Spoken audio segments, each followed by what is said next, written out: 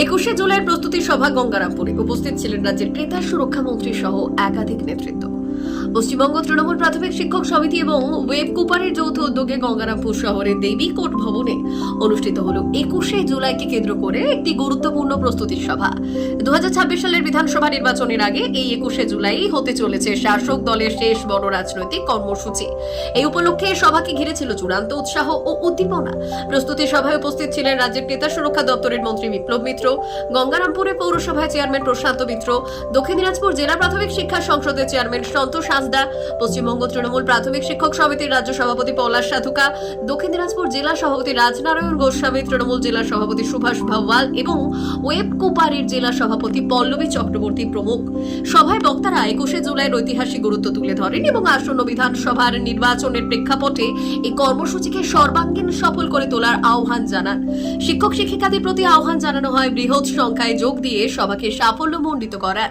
নেতৃত্বদের মতে শিক্ষক সমাজের সক্রিয় অংশগ্রহণ তৃণমূলের রাজনীতিকে আরো মজবুত করবে এবং জনসংযোগের ক্ষেত্রে নতুন দিগন্ত খুলবে। দেবীকোট ভবন চত্বর ছিল শিক্ষক কর্মী এবং সংগঠনের সদস্যদের ভিড়ে মুখরিত। 21শে জুলাইয়ের প্রস্তুতির এই সভা রাজনৈতিক মহলে যথেষ্ট তাৎপর্যপূর্ণ বলে মনে করা হচ্ছে। আমরা যারা সেই যুগে আমরা ইয়াং ছিলাম, যুবক ছিলাম, ছাত্র ছিলাম, আমরা দেখেছি সেই সময়। সেই জন্য আমরা যখন এই মেকিং, এই যে বিপ্লবী সকল বামপন্থী এদের যখন আন্দোলনে নামতে দেখি, তখন আমাদের তাই আমাদের কণ্ঠ থেকে, আমাদের গলার থেকে বেরিয়ে আসে ধিক্কারে আপনার কণ্ঠস্বর এই মানুষগুলোর উদ্দেশ্যে।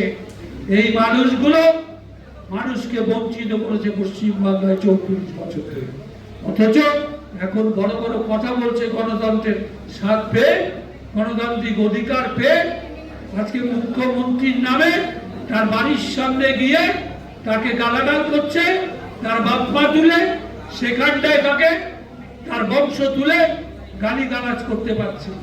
আমাদের ক্ষমতা ছিল না জ্যোতিবাবুর বাবার নাম তুলে গালাগালি করার। সেদিন বা বুদ্ধদেব বাবু, যিনি মুখ্যমন্ত্রী ছিলেন আরেকজন বামফ্রন্ট সরকারের সময়, তার নামে কোনো গালাগালি করা অধিকার আমাদের ছিল না পশ্চিমবাংলায় যারা আমরা ছিল। বলবো মমতা বন্দ্যোপাধ্যায় যে উন্নয়ন, যে 14 বছর ধরে যে উন্নয়ন করছে, যে 34 বছর বনাম 14 বছর যে উন্নয়ন, সেটা দেখলে আপনি দেখবেন বাংলা একটা নতুন রূপ নিয়েছে।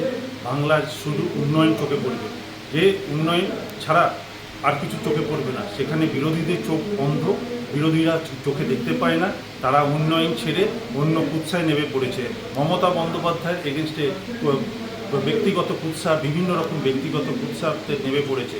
কিন্তু বাংলার মানুষ, বাংলার জনগণ সেই কুৎসার জবাব দিয়ে দেবে 2026-এ। আর আমাদের 21শে জুলাই 2025 আমাদের যে ধর্মতলায় যে শহীদ স্মরণের সভা হতে চলেছে, সেইখানে আমরা কর্মীরা, এই জেলার যারা কর্মী শিক্ষকরা আছে এবং সর্বস্তরের শিক্ষক যারা বুদ্ধিজীবী আছে তারা, এবং সাধারণ মানুষ, খেটে খাওয়া কলেজ শ্রমিক, ক্ষেত মজুর যারা সবাই আছে, তাদের কী বার্তা দেয়, আমাদের মতো কর্মীদের কী বার্তা দেয়, যেটা নিয়ে আমরা এই 26-এ ঝাঁপিয়ে পড়ব।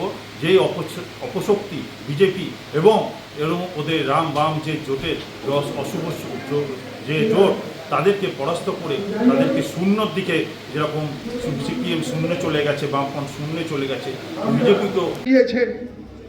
তো আমাদেরও দলের সঙ্গে যারা যুক্ত, শিক্ষক সংগঠনের সঙ্গে যারা যুক্ত, তারাও এটাই আশা করে যে আমাদের সুবিধা অসুবিধা দুটো দিকই আমাদের যাকে দল দায়িত্ব দিয়েছে তারই দেখা উচিত।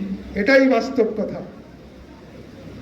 এবং তার সঙ্গে সঙ্গে রাজনারায়ণ বাবুকেও আমি বলব, আপনাকেও যারা তৃণমূল কংগ্রেসের সঙ্গে যুক্ত আছে সবাইকে ডেকে নিয়ে তাদের অভাব অভিযোগ শুনতে হবে। বিশেষ প্রতিবেদন, উত্তর বাংলার সংবাদ।